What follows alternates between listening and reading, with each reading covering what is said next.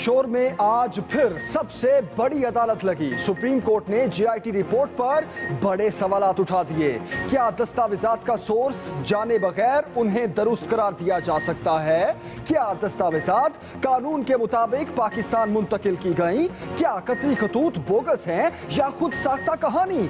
अदालत JIT findings की पाबंद नहीं, जजेस के रिमार्क्स। जस्टिस एजाज अफजल ने कहा कि मरियम नवाज के लंदन फ्लैट्स की मालिक होने का फर्क नवाज शरीफ पर उसी वक्त पड़ेगा जब वो वालिद के जेरे कफालत साबित होंगी। जस्टिस एजाजुल एहसन ने कहा कि हिल मेटल कंपनी के हवाले से जिन दस्तावेजात पर इन्हिसार किया वो तस्दीक शुदा नहीं।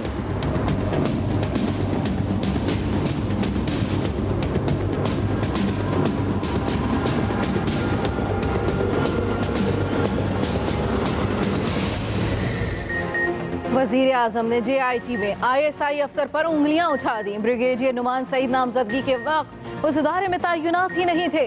गवाहों से तफ्तीश के दौरान भी उनका रवैया जारहाना था। एतराज़ात सुप्रीम कोर्ट में जमा, तहकीकाती रिपोर्ट मुस्तरद करने की इस्तदा। शरीफ फैमिली की दरखास्त में कहा गया कि वॉल्यूम 10 को मंजर आम पर ना लाना बदनीयती है। तमाम शवाहिद कानून के बरखिलाफ इकट्ठे किए गए। तहकीकाती टीम ने 13 सवालात के मैंडेट से तजावुज करके अदालती इख्तियारात का इस्तेमाल किया।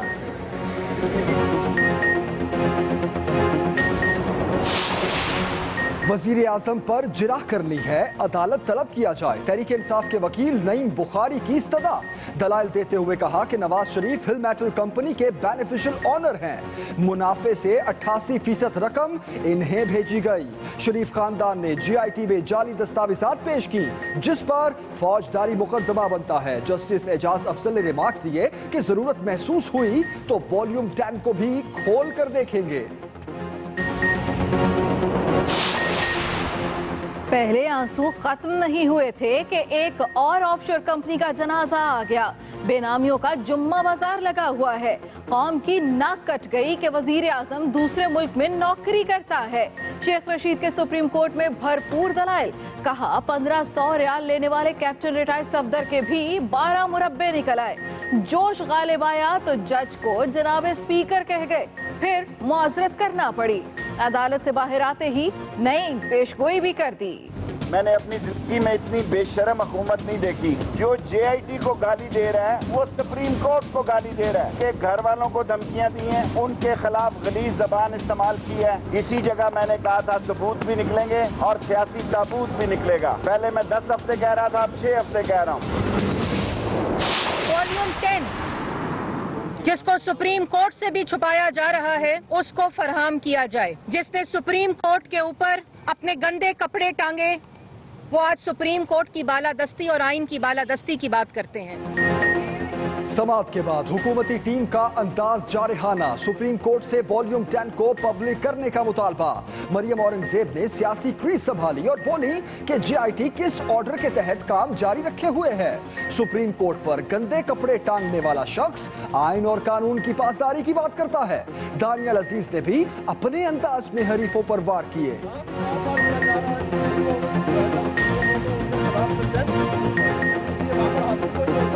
यही नईम बुखारी अदालत के अंदर इतराफ जुर्म कर चुका है कि नियाजी सर्विसेज लिमिटेड हमने छुपाई है। उनको बिल्कुल नहीं कोई हाथ लगा सकता। वो अनोखा लाडला खेले को मांगने चांद उसको मिलना है, क्योंकि उस गमले को हाथ डालते हुए लरसता है हाथ। कौन सा अनोखा दबाव है जो सिर्फ एक शख्स के लिए इस्तेमाल होता है। पाकिस्तान के वजीर आजम और उनका खानदान करप्ट प्रैक्टिसेस में मुलव्वस है, पैसे छुपाने में मुलव्वस है। वजीर आजम का एक दिन भी इस कुर्सी पर रहना पाकिस्तान के लिए नुकसानदेह है। खिलाड़ियों ने हुकूमत पर लफ्जी दबाव मजीद बढ़ा दिया। फवाद चौधरी ने कहा, लगता है नवाज शरीफ खुद इस्तीफा नहीं देंगे, उनसे इस्तीफा लिया जाएगा। बाबर आवान बोले, रंगे हाथों पकड़े जाने के बाद नवाज शरीफ का मनसब से चिमटे रहने का जवाज नहीं। अमीर जमात इस्लामी सिराजुल हक ने भी दिल का गुबार निकाला। कहते हैं हुक्मरान आइन को टूथपिक की तरह इस्तेमाल कर रहे हैं। इस केस के नतीजे में जो साबित हुआ है, नवाज शरीफ साहब को अब जाना ही पड़ेगा और कोई दुनिया की ताकत अब करप्शन को नहीं बचा सकती। The Pakistan People's Party has been demanding for the Prime Minister, Mr. Nawaz Sharif, to resign. It is in the interest of Pakistan, it is in the interest of democracy. Bilawal Bhutto ने नवाज शरीफ का वजीर आजम बरकरार रहना निजाम के लिए खतरा करार दे दिया। फौरी घर जाने का मुतालबा दोहराते हुए कहा कि सिर्फ मौलाना फजलुर रहमान जैसे चंद लोग ही हिमायती रह गए हैं। साजिशें हो रही हैं तो बताया जाए कहां साजिशें हो रही हैं। चेयरमैन पीपल्स पार्टी ने हुकूमत के खिलाफ तहरीक चलाने का इंदिया दिया तो इत्तेहादियों के छोड़े जाने का दावा भी कर डाला।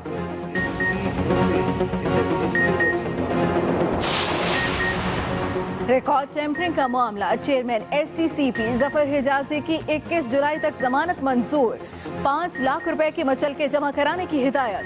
पीपल्स पार्टी के सेनेटर एतजाज एहसन की कड़ी तनकीद, कहते हैं जफर हिजाजी अगर जमानतें कराता फिर रहा है तो असल मुकदमा नवाज शरीफ पर होना चाहिए। जफर हिजाजी अगर जमानतें कराता फिर रहा है और उसको हथकड़ियाँ उसके पीछे पीछे चल रही हैं तो असल मुकदमा तो नवाज शरीफ के खिलाफ चलना चाहिए, जिसके इमाम पे वो रिकॉर्ड में रद्दोबदल हुआ। इस पे बड़ा संगीन फौजदारी मुकदमा बन 14 साल सजा होती है। पाक फौज की गाड़ी को निशाना बनाने पर पाकिस्तान की भारत को वार्निंग, DGMOs का हॉटलाइन पर राब्ता। Director general military operations major general Sahir Shamshad ने खबरदार किया, ऐसे इकदाम किसी बड़े सानहे का सबब बन सकते हैं। पड़ोसी की जानिब से खिलाफ वर्जियां ना रोकी गई तो भरपूर और सख्त जवाब देंगे। ऐसा नहीं चाहते एक दूसरे की सप्लाई लाइन्स बंद कर दें।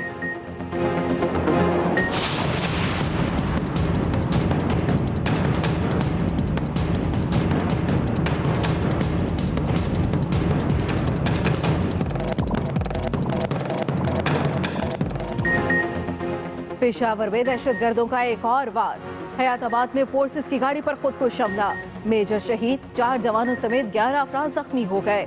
धमाके में 10 से 12 किलो बारूदी मवाद इस्तेमाल किया गया। नमाज जनाजा में कोर कमांडर पेशावर, गवर्नर और वजीर आला खैबर पख्तूनख्वा की शिरकत।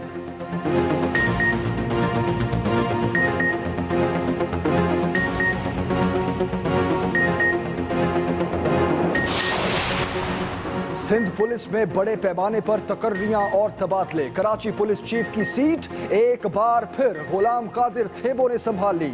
मुश्ताक अहमद मेहर अब खादिम हुसैन भट्टी की जगह एडिशनल IG ट्रैफिक की जिम्मेदारियां निभाएंगे। आफ्ताब अहमद खान को additional IG Sindh police crime branch की जिम्मेदारियां सौंप दी गई।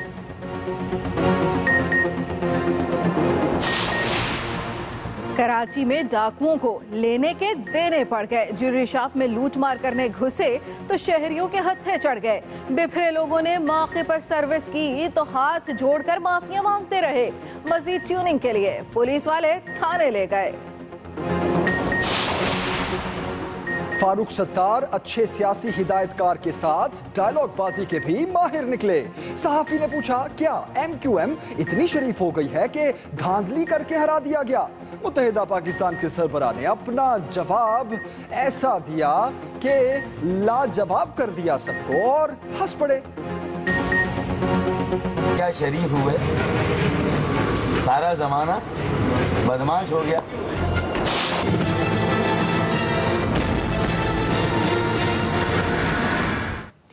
सियासी शोर में आज फिर सबसे बड़ी अदालत लगी। सुप्रीम कोर्ट ने GIT रिपोर्ट पर बड़े सवालात उठा दिए हैं। क्या दस्तावेजात का सोर्स जाने बगैर उन्हें दुरुस्त करार दिया जा सकता है? क्या दस्तावेजात कानून के मुताबिक पाकिस्तान मुंतकिल की गई? पानामा के सुप्रीम कोर्ट की जानिब से सवालात, क्या दस्तावेजात का सोर्स जाने बगैर उन्हें दुरुस्त करार दिया जा सकता है? अदालत की तरफ से यह सवाल पूछा गया। हम खबर जो आप तक पहुंचा रहे हैं। सुप्रीम कोर्ट ने GIT रिपोर्ट पर बड़े सवालात उठा दिए। क्या दस्तावेजात कानून के मुताबिक मुंतकिल की गई? अदालत GIT फाइंडिंग्स की पाबंद नहीं। जजेस की जानिब से ये रिमार्क्स दिए गए। जस्टिस एजाज अफजल का कहना था कि मरियम नवाज के लंदन फ्लैट्स की मलकियत का फर्क नवाज शरीफ पर तब पड़ेगा जब वो जेरे कफालत होंगी।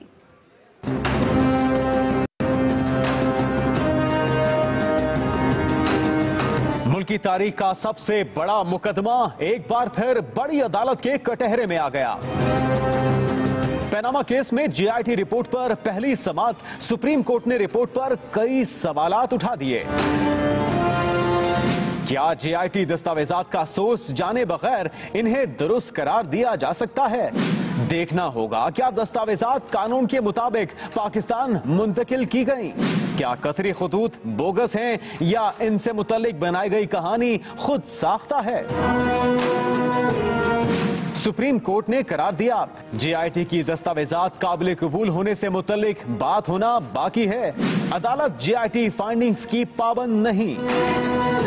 इससे पहले पनामा केस की समाअत शुरू हुई तो तहरीक इंसाफ के वकील नईम बुखारी ने अपने दलाइल में कहा जेआईटी ने तारिक शफी के बयान हल्फी को गलत और गुमराहकुन करार दिया। मरियम नवाज लंदन फ्लैट्स की बेनिफिशियल ऑनर साबित हो गई। फॉरेंसिक माहिरीन ने ट्रस्ट डीड के फॉन्ट पर एतराज किया। जेआईटी ने कतरी शहजादे को तलबी के लिए 4 खत लिखे, मगर कतरी शहजादा पाकिस्तान की कानूनी हुदूद मानने को तैयार नहीं। नईम बुखारी ने बताया नवाज शरीफ हिल मेटल कंपनी के बेनिफिशियल ऑनर हैं। इस कंपनी के मुनाफे से 88% रकम नवाज शरीफ को भेजी गई। शरीफ खानदान ने जेआईटी में जाली दस्तावेजात पेश की जिस पर फौजदारी मुकदमा बनता है। हसन नवाज की कंपनियां 10 मिलियन पाउंड के खसारे में थीं। जस्टिस एजाज अफजल ने रिमार्क्स दिए शहबाज शरीफ समेत दूसरे गवाहान ने जेआईटी में ऐसे बयान दिए जैसे पुलिस अफसर के सामने देते हैं। गवाहान के बयान सिर्फ तजाद की निशानदही के लिए इस्तेमाल हो सकते हैं। इन बयानात को ज़ाब्ता फौजदारी के तहत देखा जाएगा। जरूरत महसूस हुई तो वॉल्यूम 10 को भी खोलकर देखेंगे। जस्टिस एजाज अफजल ने सवाल उठाया क्या जेआईटी दस्तावेजात का सोर्स जाने बगैर इन्हें दुरुस्त करार दिया जा सकता है? देखना होगा कि क्या दस्तावेजात कानून के मुताबिक पाकिस्तान मुंतकिल की गई। क्या कतरी खतूत बोगस हैं या बनाई गई कहानी खुद साख्ता है। मरियम नवाज के लंदन फ्लैट्स की मालिकिन होने का फर्क नवाज शरीफ पर उसी वक्त पड़ेगा जब वो वालिद के जेर कफालत साबित होंगी। जस्टिस एजाजुल अहसन ने कहा जेआईटी के मुताबिक कतरी सरमायाकारी के लिए कोई पैसा मौजूद नहीं था।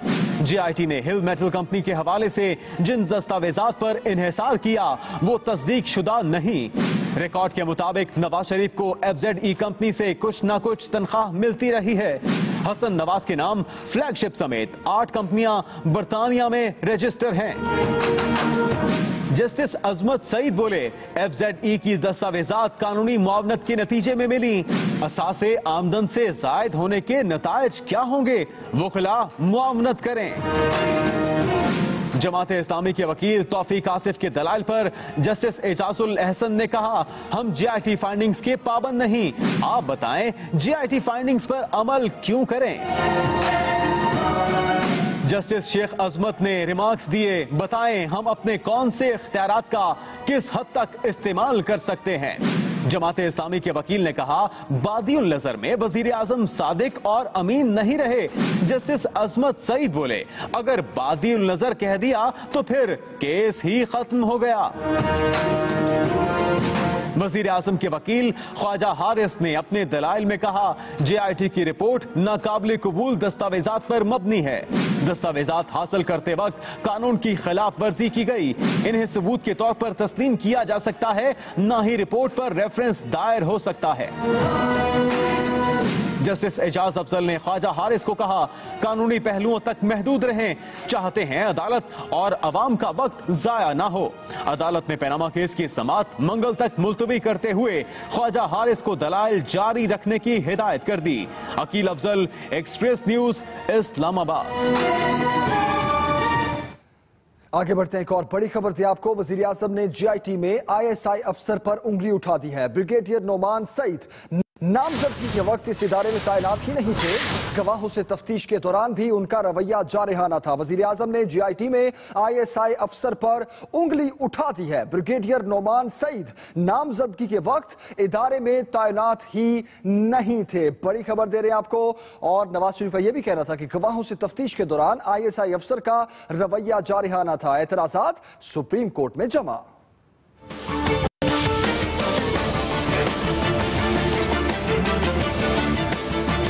जेआईटी के शवाहिद काबिल कबूल नहीं। वजीर आजम ने सुप्रीम कोर्ट से जेआईटी रिपोर्ट मुस्तरद करने की इस्तदा कर दी। वजीर आजम नवाज शरीफ ने रिपोर्ट पर इतराजात जमा कराए तो GIT के रुकन ISI अफसर पर भी उंगलियां उठा दी। वजीर आजम ने इतराजात में कहा ISI मेंबर GIT में नामजदगी के वक्त इदारे का हिस्सा नहीं था। ये अफसर एक मुआहदे के तहत ISI से मुंसलिक है। मुतलका अफसर का नाम ISI की सर्विस और तनख्वाह रिकॉर्ड में भी जाहिर नहीं। वजीर आजम की जानिब से GIT के दूसरे मेंबरान पर भी इतराजात उठाए गए। इनका कहना है बिलाल रसूल और आमिर अजीज के हवाले से सुप्रीम कोर्ट में पहले ही दरखास्त दायर है। इरफान मंगी सुप्रीम कोर्ट अहकामात की जद में हैं। वाजिद जिया ने बरतानिया में मुकीम अपने कजन की लॉ फर्म की खिदमात ली। वजीर आजम ने इतराजात में कहा GIT का बैरून मुल्क दस्तावेजात के हसूल के लिए निजी लॉ फर्म की खिदमात लेना कानून के खिलाफ है। इस लॉ फर्म को भारी रकूम दी गई जो कौमी खजाने को भारी नुकसान पहुँचाने के मुतरादिफ है। बैरून मुल्क से ली गई दस्तावेजात तस्दीक शुदा नहीं और अक्सर पर मुजाज अथॉरिटी के दस्तखत भी मौजूद नहीं। तमाम शवाहिद कानून के बरखिलाफ जमा किए गए। 11 सफ़ात पर मुश्तमिल इतराजात में कहा गया है दौरान तहकीकात गवाहों को तशद्दुद और हिरासा करके मन मर्जी के बयानात लेने की कोशिश की गई। शरीफ फैमिली के खिलाफ गैर तस्दीक शुदा दस्तावेजात और जुबानी मालूमात पर नताइज अखज़ किए गए। हुदैबिया पेपर मिल्स पर लाहौर हाई कोर्ट के फैसले के बाद तहकीकात नहीं की जा सकती। वजीर आजम ने इतराज किया GIT ने सुप्रीम कोर्ट की तरफ से दिए गए 13 सवालात के मैंडेट से तजावुज किया। वॉल्यूम 10 को मंजर आम पर ना लाना बदनीयती है। वॉल्यूम 10 मिलने पर मजीद इतराजात दायर किए जाएंगे। अदालत GIT रिपोर्ट को मुस्तरद करे। वजीर खजाना इसाक डार ने अपने इतराजात में मौकफ अपनाया। सुप्रीम कोर्ट के ऑर्डर में इनके टैक्स गोशवारों का कोई जिक्र नहीं था। GIT को पेशी के दौरान तमाम रिकॉर्ड फराहम कर दिया था। GIT ने असासे छुपाने और टैक्स चोरी का बेबुनियाद इल्जाम लगाया। GIT ने आमदन और असासों से मुतालिक कोई सवाल नहीं किया। वो बैरून मुल्क कमाई गई दौलत पाकिस्तान में जाहिर करने के पाबंद नहीं। Aqeel Afzal, Express news, Islamabad. अवामी मुस्लिम लीग के सरबराह शेख रशीद ने पनामा केस में अपनी दरखास्त का खुद दिफा किया। बोले जिस शख्स ने GIT में अपने खालू को 2.5 घंटे नहीं पहचाना उस पर क्या भरोसा करना। पहले आंसू खत्म नहीं हुए थे कि एक और ऑफशोर कंपनी का जनासा निकल आया। मजीद तफसील उमर जावेद से। पनामा केस में शेख रशीद अपनी दरखास्त के दिफा में बतौर वकील खुद ही डटे रहे। अवामी मुस्लिम लीग के सरबराह ने दौरान समात अपनी दरखास्त को स्वीट और स्मार्ट करार देते हुए कहा जिस उम्र में हमारा शनाख्ती कार्ड नहीं बनता वजीर आजम के बच्चे करोड़ों कमा लेते हैं। GIT ने ईमानदारी से काम किया जो काबिल तहसीन है।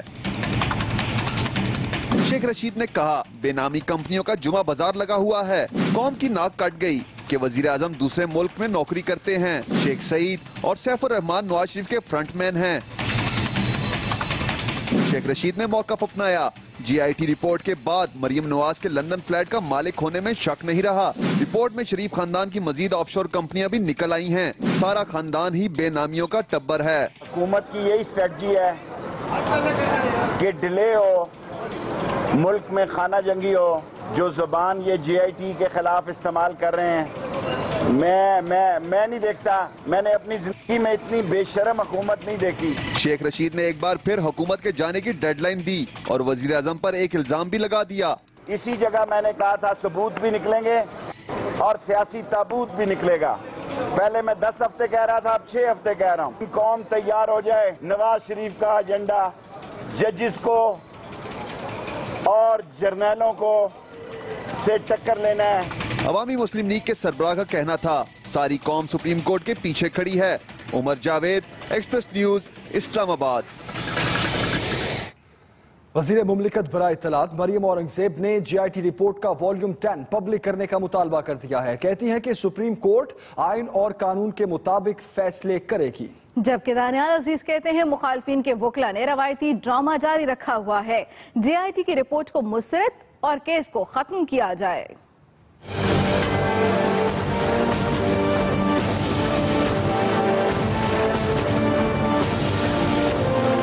हमारी ये दरखास्त है कि वॉल्यूम 10 को जो कि अभी ऑन गोइंग है, जो फिर एक दफा सुप्रीम कोर्ट की खिलाफ वर्जी है, उसको पब्लिक किया जाए और उसके साथ साथ किस आइन, किस कानून और सुप्रीम कोर्ट के किस कोर्ट ऑर्डर के तहत GIT अभी तक अपना काम जारी किए हुए है।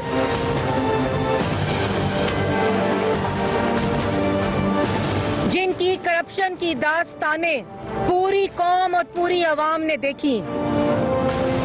आज वो लोग उस शख्स के ऊपर उंगली उठा रहे हैं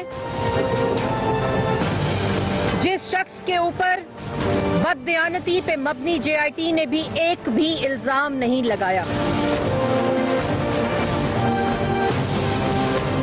इंसदादे दहशतगर्दी की अदालत को कि ना सिर्फ इनको वहां पर हाजिर करवाया जाए बल्कि जो भी अमल दरामद नहीं करता उसके खिलाफ कंटेम्प्ट की कार्रवाई की जाए और यह जो पाक सरकार जमीनें कुर्क की है इसके ऊपर अमल दरामद किया जाए, अकाउंट फ्रीज किए जाए। कानून की बालादस्ती अगर आप करनी है तो सबके लिए करें। पनामा केस में हुकूमत और अपोजिशन में लफ्जों की जंग तेज हो गई। जमात इस्लामी के अमीर सिराजुल हक कहते हैं कि असेंबली को झूठ के लिए इस्तेमाल किया गया। तहरीक इंसाफ के फवाद चौधरी बोले कि लगता है नवाज शरीफ खुद इस्तीफा नहीं देंगे, उनसे इस्तीफा लिया जाएगा। बाबर अवान ने कहा कि हुक्मरान जमात में गुल्लू लीग ने नून लीग को शिकस्त दे दी है। नवाज शरीफ और उनकी फैमिली इस दलदल में इतने धंस गए हैं कि उनको निकालने वाले भी उनको नहीं निकाल सकते। सियासत अदालती अमूर पे नहीं होनी चाहिए। सारी कौम का सर जो है वो झुक गया है। पनामा केस की समाअत के मौके पर सुप्रीम कोर्ट के बाहर सियासी रहनुमाओं ने अपनी अदालत लगाए रखी। तहरीक इंसाफ के डॉक्टर बाबर अवान ने मीडिया से गुफ्तगू में हुक्मरान जमात से मुतल्लिक एक दावा कर डाला। गुल्लू लीग जिसके अब 2 ग्रुप बन गए हैं और मरियम ग्रुप ने नवाज ग्रुप को शिकस्त दे दी है। मरियम ग्रुप की तरफ से कल कैप्टन सफदर अवान साहब ने चार्ज लिया है और नवाज शरीफ के पुराने साथी वो सारे के सारे पीछे हटा दिए गए हैं। PTI के फवाद चौधरी मैदान में उतरे और पनामा केस को लेकर हुकूमत पर बाउंसर्स की भरमार कर दी। मरियम नवाज शरीफ साहिबा को कम से कम 10 साल की नाअहली और 7 साल की कैद सुनाई जा सकती है। नवाज शरीफ साहब, आप फैसला कर ले, आप डिस्क्वालीफाई होना चाहते हैं या आप इस्तीफा देना चाहते हैं। जमात इस्लामी के अमीर सिराजुल हक ने भी हुकूमत पर ताक ताक कर वार किए। ये हुक्मरान हमेशा आईन को भी एक टूथपिक के तौर पर इस्तेमाल कर रहे हैं। अदालत में भी झूठ, असेंबली फ्लोर पर भी झूठ। पनामा केस का फाइनल राउंड शुरू होते ही ऑपोजिशन के लफ्जी हमलों में मजीद तेजी आती दिखाई देती है। अहम खबर, सुप्रीम कोर्ट की पहली समाअत तहरीक इंसाफ सर जोड़कर बैठी। इमरान खान का कहना है कि शरीफ फैमिली ने अदालत उज़्मा और JIT में झूठ बोला, जाली दस्तावेज जमा कराई। नवाज शरीफ और शहबाज शरीफ का नाअहली से बचना अब नामुमकिन है। शरीफ फैमिली ने JIT और अदालत में झूठ बोला, जाली दस्तावेजात जमा कराई गई। अहम खबर आप तक पहुंचा रहे हैं। इमरान खान का इस मौके पर कहना था कि नवाज शरीफ और शहबाज शरीफ का नाअहली से बचना अब नामुमकिन है। नवाज शरीफ और उनके बच्चों के खिलाफ फौजदारी मुकदमा दर्ज होने चाहिए। वज़ीर आला पंजाब शहबाज शरीफ की मुखालिफिन पर कड़ी तनकीद। कहते हैं कि शिकस्त खोरदा सियासतदान इंतशार फैला रहे हैं। धरना ग्रुप ने पाकिस्तान की तरक्की रोकने में हर मुमकिन कोशिश की है। शिकस्त खुर्दा सियासतदान इंतशार फैला रहे हैं, ऐसा कहना था शहबाज शरीफ का। वज़ीर आला पंजाब का यह भी कहना था कि धरना ग्रुप ने पाकिस्तान की तरक्की रोकने में हर मुमकिन कोशिश की है। नियाजी साहब ने सिर्फ इंतशार, इल्जाम तराशी और झूठ पर मबनी मनफी सियासत को तरजीह दी। पीपुल्स पार्टी के चेयरमैन बिलावल भुट्टो जरदारी कहते हैं कि मुल्की मफाद में होगा कि वजीर आजम फौरी इस्तीफा दे दे। अगर शरीफ हुकूमत कानून की हुक्मरानी नहीं मानेगी तो सड़कों पर आने के लिए तैयार हैं। मज़ीद तफसीलात इस्लामाबाद से अहमद मंसूर से।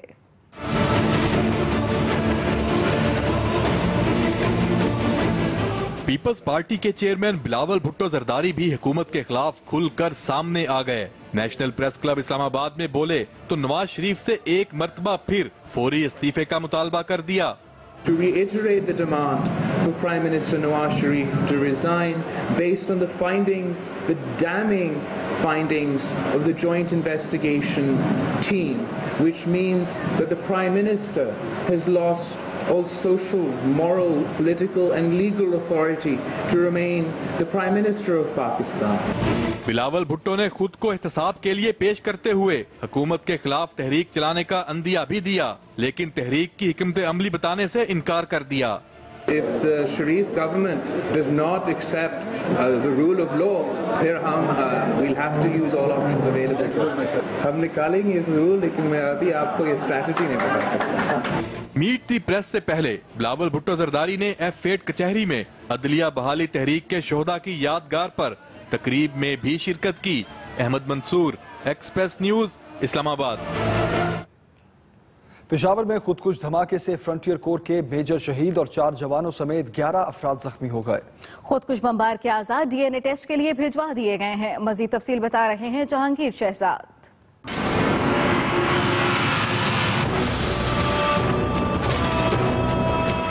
दहशतगर्दों ने फिर पेशावर को निशाना बनाया। बागे नारायण चौक हयाताबाद के करीब सिक्योरिटी फोर्सेस की गाड़ी पर मोटरसाइकिल के जरिए खुदकश धमाका किया गया।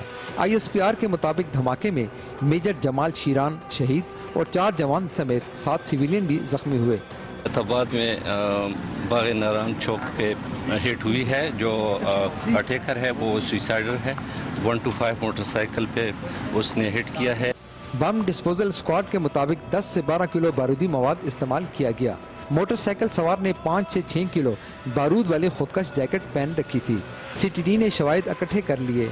CCTV फुटेज भी हासिल की जा रही है। हयाताबाद मेडिकल कम्प्लेक्स इंतजामिया के मुताबिक 2 जख्मी खवातीन समेत 7 अफराद को अस्पताल से फारग कर दिया गया है। शहीद मेजर जमाल शीरान की नमाज जनाजा गैरिजन पेशावर में अदा की गई। शहीद की मैयत आबाई इलाके में फौजी एजाज के साथ सुपर्द खाक की जाएगी। मजीद खबरें इस ब्रेक के बाद। और ब्रेक से पहले न्यूज अपडेट्स।